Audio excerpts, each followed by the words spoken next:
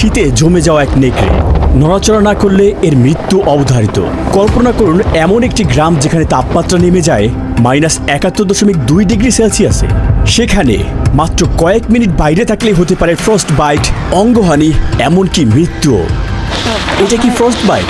ও হ্যাঁ। মাত্র 15 মিনিটের একটু বেশি সময় বাইরে থাকার পর আমার নাক সাদা হয়ে যায়, কোষের ভেতরে বরফ কণা জমতে শুরু করে আর টিস্যুগুলো মরতে শুরু করে। আর যদি 5 মিনিট বাইরে থাকতাম আমার নাকে টিস্যু স্থায়ীভাবে ক্ষতিগ্রস্ত হয়ে যেত। মানুষ যখন বাইরে নিঃশ্বাস ফেলে তখন মনে হয় পিছনে শুকনো ঘাসের শব্দ হচ্ছে। আসলে এটা হলো গরম নিঃশ্বাস বরফ কণায় পরিণত হওয়ার শব্দ। আমি এখন পৃথিবীর সবচেয়ে ঠান্ডা বসবাসযোগ্য স্থানে রয়েছি। এটি হলো ওইমিয়াকন। বেঁচে থাকতে আমি প্রায় 20 স্তরেরও বেশি পোশাক পরেছি, যার ওজন প্রায় 14 কেজি। 30 ডিগ্রি সেলসিয়াসের ঘর থেকে বের হওয়া মানে এক লাফে 100 ডিগ্রিরও বেশি তাপমাত্রা কমে যাওয়া। আর তাই আমি গ্লোভস, বুট আর প্যান্ট পরেছি, যার সবই রেইনডিয়ার লোম দিয়ে তৈরি, কিন্তু তবুও এগুলো যথেষ্ট নয়। এবং এখন আমি আপনাদেরকে দেখাবো জীবন এখানে কীরকম এবং বাইরে যাওয়াটাই বেঁচে থাকার জন্য কত বড় লড়াই। বের হওয়ার কয়েক সেকেন্ডের মধ্যেই চোখের পাতায় বরফ জ্বলতে শুরু করে আর ত্বকে জ্বালা অনুভব হয়। পুরো গ্রামটাই যেন পরিত্যক্ত। তীব্র ঠান্ডা আঙ্গুলের ডগা পুড়িয়ে দিয়েছে। ঠান্ডা শুধু মানুষ বা বন্যপ্রাণীকেই প্রভাবিত করে না, এটা সব কিছুকেই থামিয়ে দেয়। ফোন ঠিকমতো কাজ করে না, হঠাৎ করে বন্ধ হয়ে যায়। বাইরে ফেলে রাখা গাড়ি কয়েক ঘন্টার মধ্যে জমে যায়। মাটি সবসময় বরফে ঢাকা থাকায় এখানে কোনো ফলমূল বা সবজি জন্মায় না। আমরা মস্কো থেকে প্লেনে উঠে 7 ঘন্টা পূর্ব দিকে উড়ে যাই ইয়াকুৎস্কে। সেখান থেকে শুরু হয় 18 ঘন্টার 900 কিলোমিটার দীর্ঘ সড়ক যাত্রা। এখন রাত 2টা। অবশেষে আমরা পৌঁছেছি পৃথিবীর সবচেয়ে ঠান্ডা গ্রামে। থার্মোমিটার দেখাচ্ছে -60.5 ডিগ্রি সেলসিয়াস। গাড়ি থেকে নামার মুহূর্তে মনে হলো আমরা যেন কোনো ভিন্ন গ্রহে এসে পৌঁছেছি। নাকের লোম পর্যন্ত জমে গিয়েছিল আর তাই প্রতি নিঃশ্বাসে খোঁচা অনুভব হচ্ছিল। শুষ্ক বাতাসে হঠাৎ করে প্রবল কাশি ওঠে, যেন থামছেই না। ওইমিয়াকন গ্রামে প্রায় 800 জন মানুষ 1.5 বর্গ কিলোমিটার এলাকা জুড়ে বসবাস করছেন। এখান থেকে বাইরে কাউকে দেখা প্রায় অসম্ভব। মনে হচ্ছে যেন সময়টাই এখানে থেমে গিয়েছে। এখানে প্রচণ্ড ঠান্ডা। প্রায় 15 মিনিট ধরে হাঁটছি। দেখতে পাচ্ছেন আমার বন্ধুর চোখের পাতাগুলো বরফে জমে আছে। এছাড়াও দেখতে পাচ্ছেন তার উপরের ঠোঁটে একটি বড় বরফের ফোঁটা জমে আছে। ওইমিয়াকন আমাদের ভূমি পাহাড় দিয়ে ঘেরা। এখানে অসম্ভব রকমের ঠান্ডা পড়ে। তাপমাত্রা নেমে যায় -63 বা এমনকি -64 ডিগ্রি সেলসিয়াসে। যেহেতু ওইমিয়াকন একটি উপত্যকার মাঝে অবস্থিত, এখানে বাতাসের চলাচল কম। ঠান্ডা একবার জমে গেলে সেটা নড়ে না, ঠিক সেখানেই থেকে যায়। এই এলাকায় মাটির নিচের স্তর সারা বছর বরফে জমে থাকে। এই বরফের স্তরকে বলা হয় পার্মাফ্রস্ট, আর এটি 100 মিটার দীর্ঘায়িত হতে পারে। এই চরম ঠান্ডায় টিকে থাকতে গ্রামের মানুষরা একটি কেন্দ্রীয় হিটিং সিস্টেম গড়ে তুলেছেন। একটি মাত্র কয়লা চালিত বয়লার থেকে পাইপের মাধ্যমে বেশিরভাগ এলাকায় পৌঁছে দেওয়া হয় তাপ। এই ব্যবস্থাটি এক মুহূর্তের জন্য বন্ধ হওয়া চলবে না। এখানকার বাড়ির ভেতরের গঠন সাধারণ গ্রামীণ বাড়ি থেকে সম্পূর্ণ ভিন্ন। পুরো বাড়ি গরম রাখতে কেন্দ্রীয় বয়লার সাথে সংযুক্ত পাইপগুলো ঘরের মধ্য দিয়ে চলে যায়। প্রথমে মোটা কাঠের বিম দিয়ে সমতল একটি ভিত্তি বানানো হয় আর এর উপর বসানো হয় মূল কাঠের গাঁথুনি। এরপরে দেওয়া হয় 30 সেন্টিমিটারের পুরুত্বের একটি সাব ফ্লোর। এরপরে ইনসুলেশন এবং সবশেষে মেঝে। প্রতিটি দেয়াল 7 স্তরের উপাদান দিয়ে তৈরি। বাইরে থাকে কাঠ, এরপরে প্রধান ইনসুলেশনের বাধা হিসেবে থাকে বসাল্ট লোম, এরপরে প্লাস্টার, মেস, ফোম ইনসুলেশন, আরও এক স্তরের প্লাস্টার এবং সবশেষে ভিতরে কাঠের প্যানেল থাকে। জানালাগুলি 3 স্তরের কাচের, যা এই প্রচণ্ড ঠান্ডা থেকে রক্ষা করার জন্য অত্যন্ত গুরুত্বপূর্ণ। ছাদের ভিতরে ইনসুলেশনের জন্য ব্যবহৃত হয় সরাস্ট এবং মাটি। হিটিং সিস্টেমের সাথে এই ব্যবস্থা ঘরকে গরম রাখে। প্রতিটি বাড়িতে প্রবেশপথের প্রথম ঘরটিকে ইচ্ছাকৃতভাবেই ঠান্ডা রাখা হয়। আমরা সামনের ঘরেই সবকিছু জমাট বাঁধিয়ে রাখি। এই ফ্রিজটি দেখো, একেবারেই প্রাকৃতিক। এখানে আমি দুধ আর মাংস জমিয়ে রাখি, ঠান্ডায় সংরক্ষণ করি। আপনারা নিশ্চয়ই দেখছেন প্রবেশপথের এই প্রথম দুটি ঘর ব্যবহার করা হয় জিনিসপত্র মজুত রাখার জন্য এবং প্রাকৃতিক ফ্রিজ হিসেবে। এছাড়াও এই ঘরগুলো ভিতরের অংশকে সুরক্ষিত রাখতে বাফার হিসেবে কাজ করে। আপনারা দেখতে পাচ্ছেন ঘরের এই উপরের অংশগুলো বরফে আচ্ছন্ন হয়ে আছে, বিশেষ করে ছাদ। ওইমিয়াকনের দিনটা শুরু হয় খুব ভোরে। ইয়েবদোকিয়া এরই মধ্যে চলে গেছেন গবাদি পশুর খামারে। এখানকার খামারিরা ফ্রস্ট বাইট থেকে সংবেদনশীল টিস্যুগুলোকে রক্ষা করতে গরুগুলোকে কাপড় দিয়ে এভাবে মুড়ে রাখেন। এখন আর ওলান জমে যাওয়ার ঝুঁকি নেই, কিন্তু একবার দুধ বের হতে শুরু করলে তখন আমাদের খুব সাবধান থাকতে হবে। ওইমিয়াকনের প্রচণ্ড ঠান্ডার কারণে ভবনে পানি সরবরাহের কোনো পাইপ নেই, থাকলে সঙ্গে সঙ্গে জমে যেত। তাই গরুগুলোকে প্রতিদিন প্রচণ্ড ঠান্ডায় নদীতে গিয়ে পানি পান করতে হয়। একের পর এক গরুগুলো ঠান্ডার নরকে পা রাখছে, কারণ তারা জানে দেরি হলেই অসহনীয় হয়ে উঠবে এই ঠান্ডা। তাদের শরীরের লোম সঙ্গে সঙ্গে বরফে জমে শক্ত হয়ে যায়। নদীর এই অংশটুকু বরফে জমে না, কারণ এটি পাহাড় থেকে আসা সতেজ পানির ধারা। ভূগর্ভস্থ ঝর্ণার পানি নদীর সঙ্গে মিশে যায় এবং এই নদীকে বরফে জমা থেকে রক্ষা করে। হঠাৎ করেই আমার পুরো মুখমণ্ডল অবশ হয়ে গেল। বাঁ পাশে পেশি আমি নাড়াতে পারছিলাম না, যেন মুখে প্যারালাইসিস হয়েছে। ইয়েবদোকিয়া খেয়াল করছিল ইতিমধ্যে আমার নাকও জমতে শুরু করেছে। Я тебе дам что-то. এটা কি ফ্রস্ট বাইট? হ্যাঁ, অবশ্যই। ঠান্ডা রক্তনালীকে সংকুচিত করে এবং ধীরে ধীরে রক্ত সঞ্চালন কমে যায়। যথেষ্ট উষ্ণতা না পেলে প্রতিটি কোষের ভেতরের পানি বরফ কণায় পরিণত হয়, ফলে কোষ ফেটে যায়, তীক্ষ্ণ ব্যথা অনুভূত হয় এবং টিস্যু মারা যেতে শুরু করে। Надо закрыть. তোমার মুখ ঢেকে রাখতে হবে। Закрыли бы вот так. এইভাবে মুখ ঢেকে হাঁটো। সাবধানে থেকো, না হলে এটা কালো হয়ে যেতে পারে।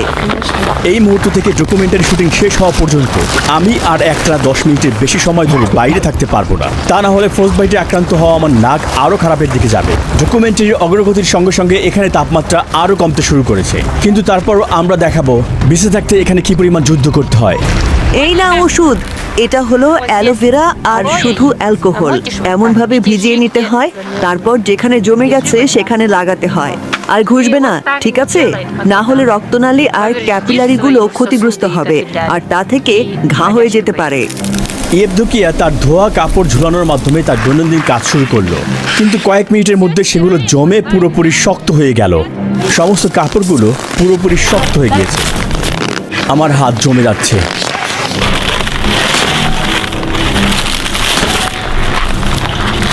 এরপরে সে খামারের দিকে গেল গরু থেকে দুধ সংগ্রহের জন্য। আমি ইয়াকুত জাতের গরু পালন করি, কারণ এরা খুব উন্নত মানের দুধ দেয়। এতে চর্বির পরিমাণ 7 থেকে 8% পর্যন্ত হয়।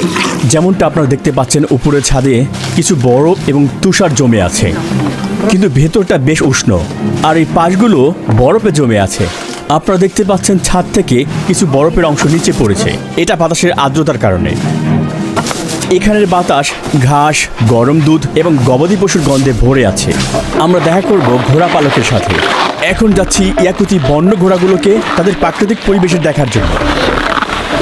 মিখাইল, রুহি, এইগুলোই ইয়াকুত ঘোড়া। এখানকার পরিবেশ এতটাই কঠিন যে শুধুমাত্র এরাই নিজেদের মানিয়ে নিতে পেরেছে। আজকের তাপমাত্রা কত? এখানে আজ প্রায় -50°C। বাইরে দীর্ঘ সময় থাকা খুব কষ্টকর। আমরা খোলা জায়গায় বেড়া দিয়ে একটা ব্যবস্থা করেছি। ওরা বেশিরভাগ সময় স্বাধীনভাবে চড়ে বেড়ায়। এই ইয়াকুতি ঘোড়াগুলোর জন্য তাপিত আশ্রয়ের প্রয়োজন হয় না, কারণ এরা দিনরাত -70°C তাপমাত্রা সহ্য করতে পারে। সাধারণ ঘোড়ার চেয়ে এরা আকারে অনেকটাই ছোট, আর যেটা শীতকালে তাদের জন্য একটি ভালো দিক, কারণ ছোট শরীর মানে তাপ কম এলাকা জুড়ে তাদের শরীরে বিকিরণ ঘটায়। এই ঘোড়াগুলোর দেহ দেখতে অনেকটাই ফোলানো, মোটা চর্বির এবং গোলাকৃতি। এটা তাদের ঘন লোমের কারণে, আর তাদের খুরগুলো অনেক উঁচু। এ কারণেই তারা এত ঠান্ডা সত্ত্বেও এই জমাট মাটিতে তারা অনেকক্ষণ দাঁড়িয়ে থাকতে পারে। ওদের আটকানো হয়নি এখানে, শুধু খাবারের জন্য তারা এখানে আছে। তাদের শরীরই হলো খাবার। এটা ঘোড়ার মাংস, এখানকার মানুষ এটা খায়। যেমনটা দেখছেন এতে প্রচুর চর্বি রয়েছে। এটা একটা প্যাকেট, ঘোড়ার মাংসের প্যাকেট। একজন ক্রেতা এই মাংসের জন্য অর্ডার করেছেন এবং এটা এখন তার কাছে পাঠানো হবে। এই ঘাসি স্তূপটি গ্রীষ্মকাল থেকেই এখানে জমিয়ে রাখা হয়। শীতকালে এটাই ঘোড়াদের প্রধান খাবারের উৎস। মিখাইল আমাদের তার ঘোড়ার মাংস এবং কলিজা খাওয়ার প্রস্তাব দিলেন, যা কাঁচা এবং জমা অবস্থায় খাওয়া হয়। কাঁচা ঘোড়ার মাংস এটি ভিটামিন আর ভালো পুষ্টি উপাদানে ভরপুর, কারণ এখানে আমাদের ফল বা সবজি নেই, তাই আমরা মাংস থেকেই ভিটামিন নিই। খেতে বরফের মতো লাগছে। আমি এটা স্বাদ পাচ্ছি না, কারণ জমে আছে। এটা কলিজা। ওই মেয়াকনে জানুয়ারি মাসে দিনের আলো মাত্র 4.5 ঘন্টা স্থায়ী হয়। এখন বিকেল 3টা আর অন্ধকার নামতে শুরু করেছে, আর আমরা আমাদের দিনের কাজ শেষ করছি। গাড়ি আবিষ্কারের আগে পরিবহনের জন্য ব্যবহার করা হতো ঘোড়া, গরু এবং এইরকম রেইনডিয়ার। এই অঞ্চলের রেইনডিয়ার খুবই গুরুত্বপূর্ণ, শুধুমাত্র তাদের পরিবহনের জন্যই নয়, এদের মাংস, চামড়া এবং দুধের জন্য। গ্রামের কেন্দ্র থেকে প্রায় আধা কিলোমিটার দূরেই শুরু হয় ওই মিয়াকনের জমাট বাঁধা বন। এই গ্রামের অধিকাংশ মানুষের জীবিকা নির্বাহ করে পশুপালনের মাধ্যমে। আইভানের মতো কিছু মানুষের এটাই প্রধান আয়ের উৎস। আমি বনের মানুষ। এই ভূমিগুলোই আমার শিকার ক্ষেত্র, আর এটাই আমার তাঁবু, আমার বাড়ি।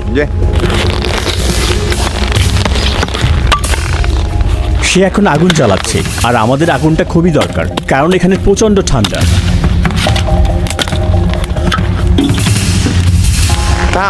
আমাদের অবশ্যই নির্দিষ্ট পথেই হাঁটতে হবে। নিচের বরফ অনেক পাতলা। আমরা জমে যাওয়া নদীর দিকে এগিয়ে গেলাম। সেখানে সে আগের দিন একটি মাছ ধরার জাল পেতে রেখেছিল। আইভান ক্যামেরাম্যানকে সতর্ক করলো কারণ সে ফাটল ধরা বরফের উপর পা রাখছিল। একটা ভুল পদক্ষেপে সে পানিতে পড়ে যেতে পারত এবং ভিজে যেত। শীতকালে যখন তাপমাত্রা ঠিক এমনই থাকতো তখন আমার বাবা ঘোড়ায় চড়ে বনের মধ্যে ঘুরে বেড়াতেন। সে বরফ ভেঙে পড়ে গিয়েছিল আর সঙ্গে সঙ্গে তার শরীর জমে যেতে শুরু করে। কাছাকাছি কোথাও কোনো উষ্ণ আশ্রয় নেই আর কারোর সাহায্য পাওয়ার কোনো সুযোগ নেই বুঝতে পেরে সে নিজেই সিদ্ধান্ত নিয়েছিল নিজেকে গুলি করা, যেন ধীরে ধীরে কষ্টকর ভাবে মারা যেতে না হয়। দৌড়াও দৌড়াও, ল্যান্সে কিছু পানি ছিটকে পড়েছে। ও খোদা, এটা তো ইতিমধ্যেই জমে গিয়েছে। এই তাপমাত্রায় আমাদের গ্যাজেটস নিয়ে কাজ করতে সত্যি ঝামেলায় পড়েছিলাম। এই জমে যাওয়া লেন্সটি অযোগ্য হয়ে পড়েছে আর এটাকে এখন ফেলে দিতে হবে। মাছ ধরার জালটি তুলতে সে ছোট্ট একটি বেলচা দিয়ে গর্ত থেকে বরফ সরাচ্ছে। মাছটি বাতাসের সংস্পর্শে আসার পর মাত্র কয়েক সেকেন্ডের মধ্যেই মারা যায়। জলটি ছিল উষ্ণ, কিন্তু এখন পৃষ্ঠে এই মাছটি স্তম্ভিত অবস্থায় আছে, জমে শক্ত হয়ে গিয়েছে। সে হাত দিয়ে ঘষে মাছটিকে গরম করছে যাতে খুব সহজে সে মাছটিকে কাটতে পারে। সে সাবধানে মাছটিকে কেটে পাতলা পাতলা টুকরো করছে। এটি জমে যাওয়া একটি কাঁচা বন্য মাছ। জমে গেলে মনে হয় যেন তুমি বরফ খাচ্ছ। তোমাদের মাছ খেতে হবে লবণ দিয়ে। শীতকালে মাছ ভিটামিনে ভরপুর থাকে। তাঁবুর ভিতরের অংশটা কিছুটা উষ্ণ, কিন্তু দেখুন এই বাইরের অংশ জমে গিয়েছে। সে এখন আগুন জ্বালাচ্ছে এবং কিছু মাছ প্রাকৃতিকে উৎসর্গ করছে। হে প্রকৃতির আত্মা, আমাদের উপহার গ্রহণ করুন, আমাদের সফল স্বীকার করে দিন এবং আপনার ভূমির সমৃদ্ধি আমাদের দান করুন। তার বিশ্বাস অনুযায়ী তাকে শিকারের আত্মাকে সন্তুষ্ট রাখতে হয়, তা না হলে পরের বার শিকারে তাকে খালি হাতে ফিরতে হতে পারে। আমরা এখন বনের গভীরে যাচ্ছি। আইভান বড় কিছু শিকার করতে চায়। দেখে মনে হচ্ছে এখান থেকে কিছু একটা হেঁটে গিয়েছে। পায়ের ছাপ এবং ছোট ছোট প্রস্রাবের দাগও রয়েছে। দেখো, রো হরিণের পায়ের ছাপ। আমরা কাছাকাছি চলে এসেছি। 10 মিনিটের বেশি সময় ধরে বাইরে থাকায় আমার নাক অবশ হতে শুরু করেছে। আমাকে আরও বেশি সাবধানে থাকতে হবে। আমি আমার নাক অনুভব করতে পারছি না। ওই দিক থেকে এটা বনের দিকে দৌড়ে গিয়েছে। ঠিক এখানেই আমি ভাত বসাবো। সে বড় কোনো পশু ধরার আশা করছে। শিকারী জানে পশুটি প্রতিদিন এই একই পথে চলে, তাই সে ফাঁদটি তার পায়ের ছাপের উপর রেখেছে।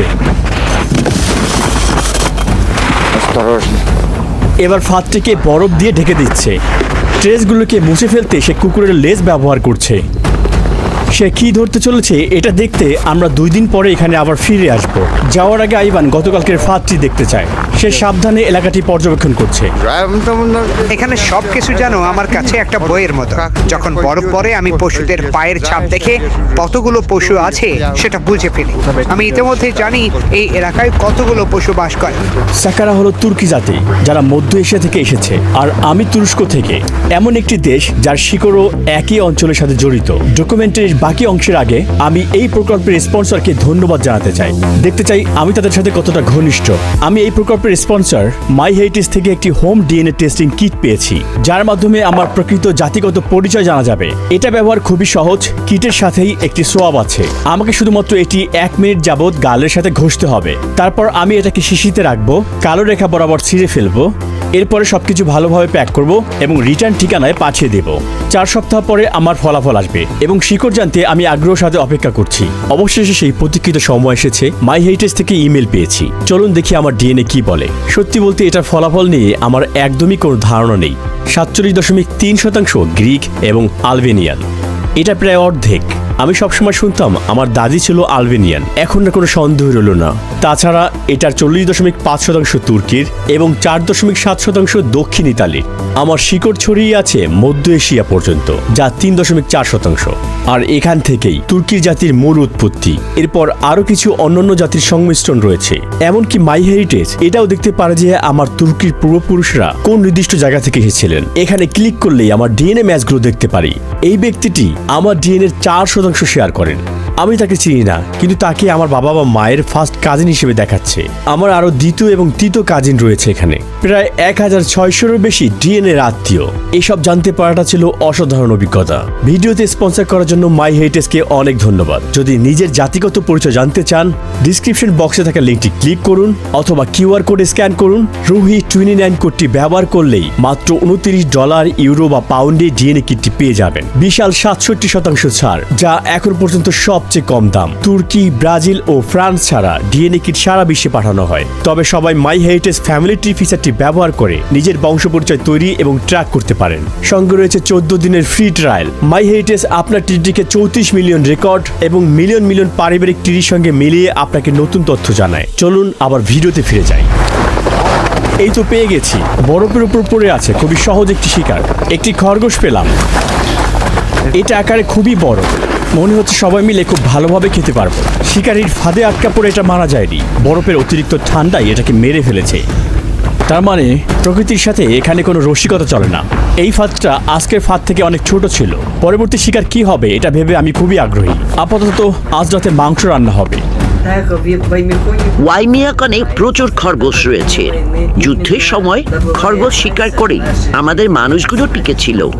তামারা খরগোশ রান্না করে তার বাড়িতে ডিনার টেবিল সাজিয়েছেন আমাদের জন্য। মাংসে কোনো চর্বি নেই, খুবই পাতলা এবং শুষ্ক ধরনের। পরবর্তী দৃশ্য ধারণ করা ছিল খুবই কঠিন কাজ। রাশিয়ান গ্রামীণ জীবনের উপর ভিত্তি করে নির্মিত ইউটিউব চ্যানেল দ্য আলিঙ্গাপসের সাহায্যে তা আমরা সম্ভব করতে পেরেছি। ভোরের আলো ফোটার সঙ্গে সঙ্গেই আমরা বাড়ির কাছাকাছি কিছু অপ্রত্যাশিত জিনিস দেখেছি। একটি বিশাল সাপের ভাস্কর্য, এটি সম্পূর্ণ গরুর বজ্র দিয়ে তৈরি, ওজন 360 কেজিরও বেশি এবং বানিয়েছেন একজন স্থানীয় কৃষক। এখানে পাইপলাইনের মতো সাধারণ পানি সরবরাহ ব্যবস্থা নেই। পানির পাইপে পানি দিলে তা সঙ্গে সঙ্গে জমে যাবে। এর পরিবর্তে এখানকার বাসিন্দারা ট্যাঙ্কের মাধ্যমে ব্যবহৃত পানি সংরক্ষণ করে রাখে। সেই পানি দিয়ে হাত ধোয়া বা অন্যান্য দৈনন্দিন কাজ সম্পন্ন করে। আমাদের সিঙ্কটা পুরনো, নিচে একটা বালতি রাখা থাকে পানি ধারণ করার জন্য। যখন বালতিটা ভরে যায় তখন আমরা সেটা বাইরে নিয়ে গিয়ে ফেলে দিই। এছাড়া এখানে পানির পাইপলাইন না থাকার কারণে ঘরের ভিতর কোনো শাওয়ার বা টয়লেট থাকে না। এর পরিবর্তে এই প্রয়োজনীয় ব্যবস্থা রাখা হয় বাড়ির কোনো বাগানে, ছোট কোনো কেবিনে। মলমূত্র নিষ্কাশনের কোনো ব্যবস্থা না থাকায় মানুষের বজ্র যেখানে ফেলা হয় সেখানে জমে থাকে, কারণ বাতাসের সংস্পর্শে এলে বজ্রগুলো তাৎক্ষণিক বরফে পরিণত হয়। ফলে এগুলো জমে জমে 1-2 মিটার পর্যন্ত উঁচু স্তম্ভ তৈরি করে, যতক্ষণ না পর্যন্ত কেউ তা ভেঙে পরিষ্কার করে।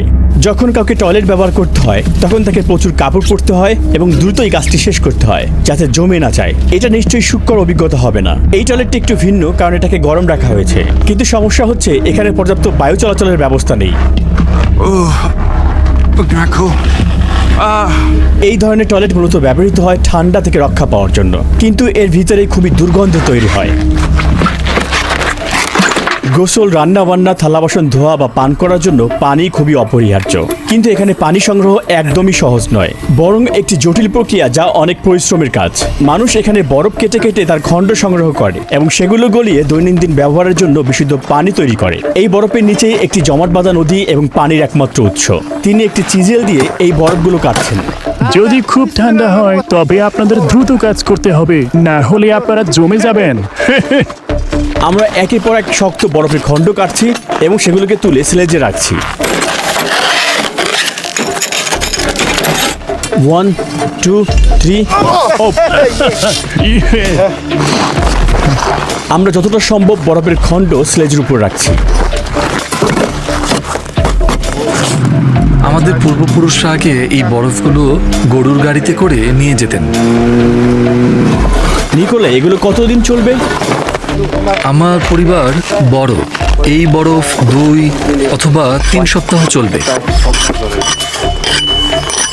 এই বিশাল বরফের খণ্ডগুলো রাখা হয় বাড়ির ভিতরে ঠান্ডা ঘরে অথবা পিছনের উঠানে। তারা এগুলোকে এক ধরনের ড্রামে রাখে, এরপরে গলে গেলে সেই পানি তারা পান করে। আমরা যে বরফের পানি সংগ্রহ করলাম তা শুধু তার নিজের বাড়িতেই ব্যবহৃত হবে না, বরং প্রতিবেশীদের সাথে ভাগ করা হবে যাতে তারাও পরিষ্কার বিশুদ্ধ পানি দিয়ে গোসল করতে পারেন। এই গ্রামে গোসলের মাধ্যমে প্রতিদিনের রুটিন শুরু হয় না, বরং শুরু হয় কাঠ কাটার মাধ্যমে।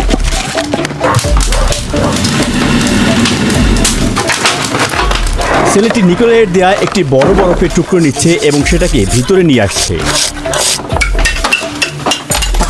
আমাদের দাদু নানুরা গোসল করেন 2 ঘন্টা ধরে। আমরা সাধারণত 1.5 ঘন্টা থাকি। আচ্ছা, গোসল সম্পন্ন করতে তোমাদের কত সময় লাগে? পুরো প্রক্রিয়াটা সম্পূর্ণ করতে প্রায় 4-5 ঘন্টা লাগে। আমরা সপ্তাহে একবার গোসল করি, শনিবার অথবা রবিবার। পরবর্তী ধাপে তার জমে থাকা শ্যাম্পুকে চুলার পাশে রেখে গলাচ্ছে। তারা লাডেল ব্যবহার করে নিজেদের গায়ে পানি ঢালছে। গোসল শেষে তারা দ্রুতই কাপড় পরছে, কারণ তাদের 60 ডিগ্রি সেলসিয়াস ভিতরের গরম ঘর থেকে -54 ডিগ্রি সেলসিয়াস বাইরের ঠান্ডায় যেতে হবে। পার্থক্যটা 114 ডিগ্রি সেলসিয়াস। সাপ্তাহিক গোসলের আনুষ্ঠানিকতা শেষে পরের দিন শুরু হয় খুব সকালে। এখন সকাল 7:30। শিশুরা জেগে উঠেছে এক হাড় কাঁপানো ঠান্ডা সকালে। বাইরে এখনো অন্ধকার। এই সাধারণ ইনডোর ট্যাঙ্কের মাধ্যমে শিশুরা ঘরের উষ্ণতায় মুখ ধুতে এবং দাঁত ব্রাশ করতে পারছে। তবে অন্য প্রয়োজনে তাদেরকে বাইরে থেকে টয়লেট ব্যবহার করতে হবে। জানা তার মেয়েদেরকে স্কুলের জন্য তৈরি করছে। শিশুরা বাইরে বের হওয়ার আগে অনেক স্তরের পোশাক পরিধান করে। জানা তাদের মুখ এবং নাক ঢেকে দেয় এবং মুখে শক্ত করে পশমি শাল পেঁচিয়ে দেয়, যাতে তারা বাইরে থাকা প্রচণ্ড ঠান্ডা থেকে কিছুটা রক্ষা পায়। এখন তারা বাইরে যাওয়ার জন্য সম্পূর্ণ প্রস্তুত। পায়ে হেঁটে স্কুলের দূরত্ব প্রায় আধা কিলোমিটার। প্রতিদিন সকালে নিকোলে তার মেয়েদেরকে নিয়ে স্কুলে যায়। যতক্ষণ না পর্যন্ত তাপমাত্রা -55 ডিগ্রি সেলসিয়াসের নিচে নামে, ততক্ষণ ওই মেয়াকনে স্কুল খোলা থাকে। এর নিচে নামলে বাইরে যাওয়া খুবই বিপজ্জনক হয়ে পড়ে। আজ থার্মোমিটার দেখাচ্ছে -54 ডিগ্রি সেলসিয়াস। বাচ্চারা স্কুলে পৌঁছানোর পরই আইভানের মতো মানুষের জীবন শুরু হয়ে যায় শিকার এবং বেঁচে থাকার লড়াইয়ে। আইভানের এখানে অনেক পশু রয়েছে, এমনকি তার জমে যাওয়া একটি নেকড়েও রয়েছে। আজ ভোরে সে নেকড়েটি ধরেছি প্রায় 2 ঘন্টা আগে। যেই ফাঁদটি আমরা সবাই মিলে বানিয়েছিলাম সেটিতে। এটি মূলত মারা গিয়েছিল, ঠান্ডায় নড়তে পারছিল না। তাই ঠান্ডায় আপনি নড়াচড়া করতে না পারলে মরে যাবেন। এটি একটি পুরুষ নেকড়ে। আইভান এই নেকড়েটির চামড়া বিক্রি করবেন এবং মাংস সংগ্রহ করবেন। এটার মাংস দিয়ে সে আরেকটি নতুন ফাঁদ বানাবে, আর এবার সে ভাল্লুক শিকার করবে। সে আমাদেরকে তার শিকার সংগ্রহ দেখাচ্ছেন। এগুলো হলো শীত জুড়ে শিকার করা তার শিয়ালের চামড়া। এটা নিশ্চয়ই ছিল একটি পূর্ণবয়স্ক ভাল্লুক। এই ভাল্লুকগুলোকে মেরে ফেলতে হয়েছে কারণ তারা বারবার আমার গবাদি পশুর উপরে আক্রমণ করছিল। প্রতি বছর তারা আমার জমিতে চলে আসে, আর প্রতি বছর তাদের সংখ্যা আগের চেয়ে বেশি হয়। ওই মেয়াকনের ঠান্ডা এতটাই তীব্র যে সবচেয়ে শক্তিশালী গাড়িগুলো সঠিক প্রস্তুতি ছাড়া এখানে চলতে পারে না। যদি একটি গাড়ি কয়েক ঘন্টার জন্য বাইরে রেখে দেওয়া হয় এবং ইঞ্জিন বন্ধ থাকে, এটি সম্পূর্ণরূপে জমে যায় এবং ডিফ্রস্ট না করা পর্যন্ত স্টার্ট নেয় না। আপনি কিভাবে আপনার গাড়িটি আবার সচল করবেন? আমরা জেট হিটার ব্যবহার করব। আমরা নিশ্চিত না যে এটা এরপর আর চালু হবে কিনা। প্রতিটি অংশ জমে পাথরের মতো শক্ত হয়ে গিয়েছে। মেটাল, জ্বালানি তেল, এমনকি ব্যাটারিও। তারা গাড়ির উপর জমে থাকা পুরো বরফ ঝেড়ে ফেলতে শুরু করলো। টায়ারটা পাথরের মতো শক্ত হয়ে গিয়েছে। তখন বাইরে তাপমাত্রা ছিল -56 ডিগ্রি সেলসিয়াস। ফুটো হওয়ার কারণে টায়ার থেকে বাতাস বের হয়নি, বরং প্রচন্ড ঠান্ডায় টায়ারের ভিতরের বাতাসের অণুগুলো সংকুচিত হয়ে যাওয়ার কারণে এমনটা হয়েছে। গাড়িটিকে গরম করতে তারা এখন গাড়িতে এটি লাগাবে। আমরা চেষ্টা করি যতটা সম্ভব ভালোভাবে ঢেকে রাখতে, যাতে গরম বাতাস বাইরে না চলে যায়, বরং ভেতরে থাকে।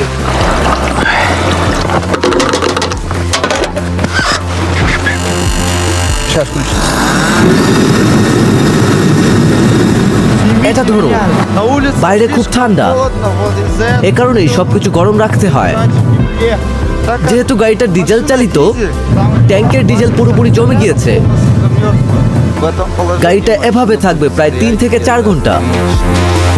যদি কোনো স্থানীয় বাসিন্দার ভাগ্যে গরম গ্যারেজ জোটে, তাহলে তারা সেখানে মাসের পর মাস গাড়ি রেখে দিতে পারে ইঞ্জিন জমে যাওয়ার ভয় ছাড়াই। আমরা প্রথমবারের মতো এমন একটি গ্যারেজে যাই। এই গ্যারেজের দরজাটা দারুণভাবে ইনসুলেট করা। এটির কোথাও সামান্য ফাঁকা নেই। তারা এ ধরনের উপকরণ ব্যবহার করেছে।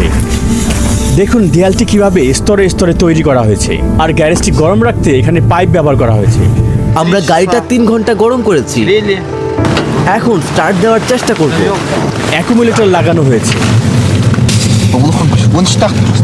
ডিপস্টিক দিয়ে তেলের স্তর যাচাই করা হচ্ছে।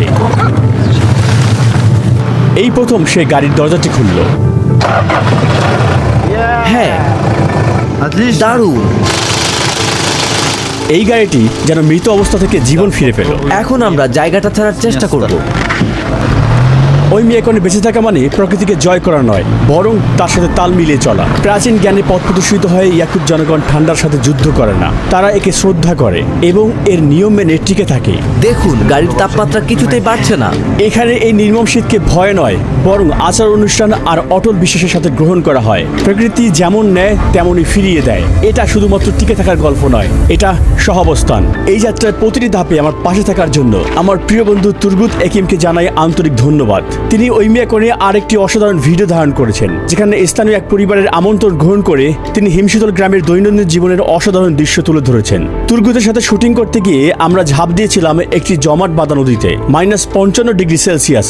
এটা ছিল আমার জীবনের সবচেয়ে চরম অভিজ্ঞতার একটি। যদি আপনি ওই মুহূর্তগুলো এবং এই অঞ্চলের সংস্কৃতি ও ঐতিহ্যকে আরো কাছ থেকে দেখতে চান, তাহলে এখানে ক্লিক করার মাধ্যমে দেখে নিন তার ডকুমেন্টারি। পরিশেষে নিচের লিঙ্কে ক্লিক করুন অথবা QR কোডে স্ক্যান করুন আর কোড TRUHI29 ব্যবহার করে মাত্র $29, ইউরো বা পাউন্ডে আপনার মাই হেরিটেজ DNA কিট সংগ্রহ করুন। আপনার শিকড় জানার এই 67% ডিসকাউন্ট মিস করবেন না।